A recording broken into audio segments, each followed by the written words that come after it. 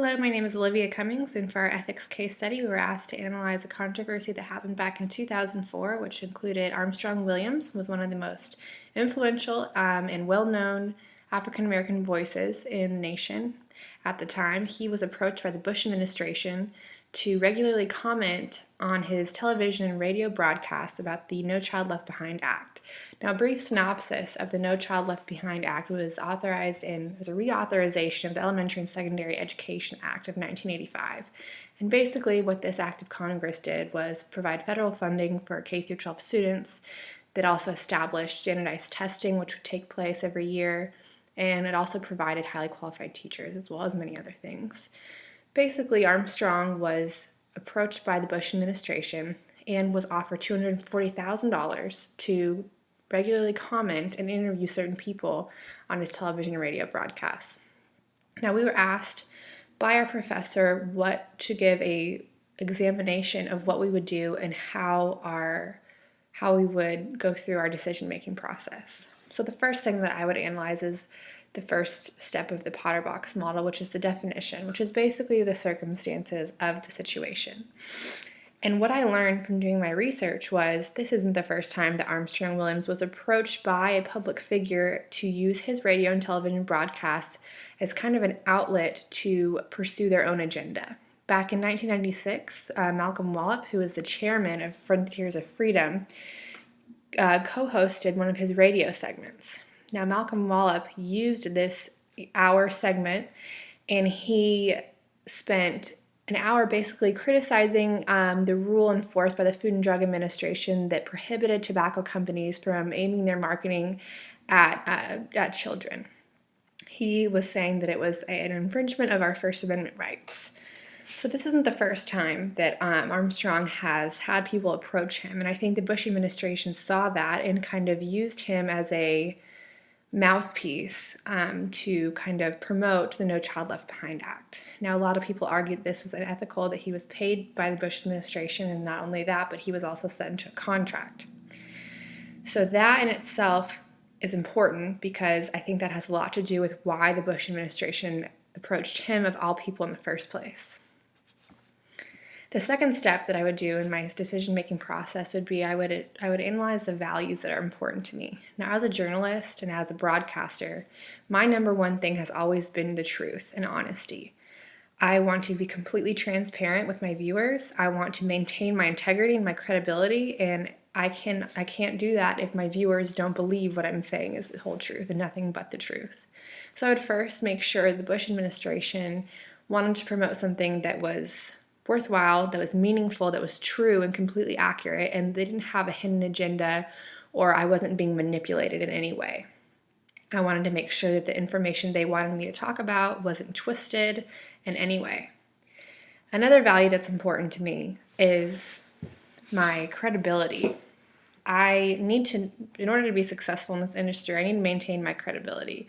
And I don't want people thinking that I am engaging in illegal acts. And I say illegal because a lot of people in this controversy, when they were arguing back and forth, said that it is illegal for Congress to fund any type of propaganda or any type of lobbying efforts to pay for that.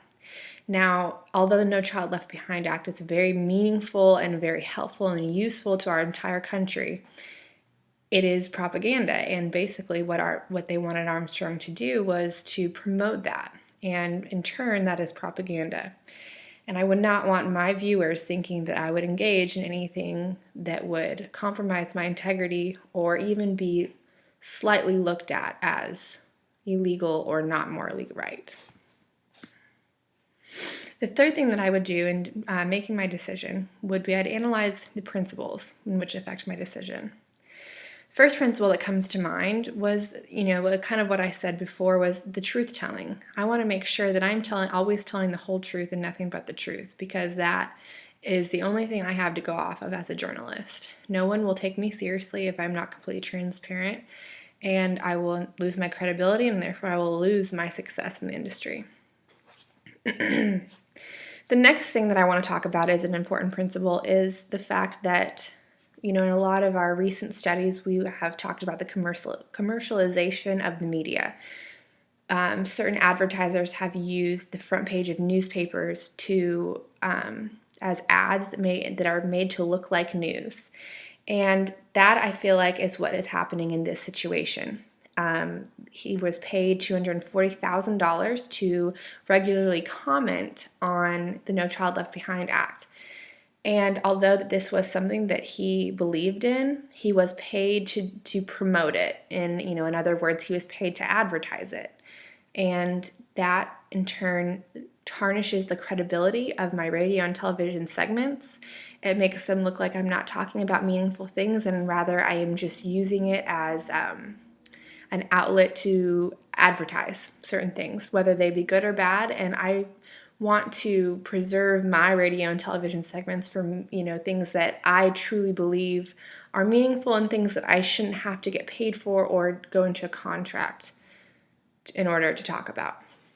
So the fourth step, in order to make my final decision, would be to determine where my loyalties lie. Now, first and foremost, my loyalties as a journalist lie within the public. And if the No Child Left Behind Act is something that was important to me and that I felt was important to my viewers, I should be able to talk about that without being paid and without being entered into a contract. That is, the No Child Left Behind Act is obviously something that has been entirely helpful and that has provided a lot of really good things for our nation's youth. But the fact that I am compromising my credibility by being paid by the government in order to talk about those things tarnishes my integrity as well as my credibility. So not only am I being disloyal to my viewers, I'm also being disloyal to myself. And this is where I came to my final conclusion. If I were in Armstrong Williams' position and I was approached by the Bush administration to be paid and entered into a contract in order to talk about certain things and interview certain people, I would have to respectfully decline. Although the No Child Left Behind Act is a very positive thing and is nothing bad or inappropriate in any way, I would have to first decide if that was something that I believed in, and then I would decide whether or not that was something I wanted to talk about without being paid and without being put into a contract.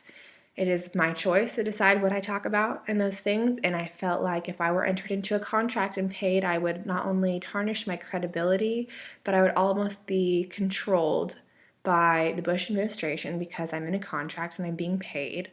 I would almost be controlled as to what exactly I was able to say, and I wouldn't be able to say, what I was thinking and what the viewers want to hear. And so I would have to respectfully decline and then decide if that was something that I wanted to talk about on my own. Thank you.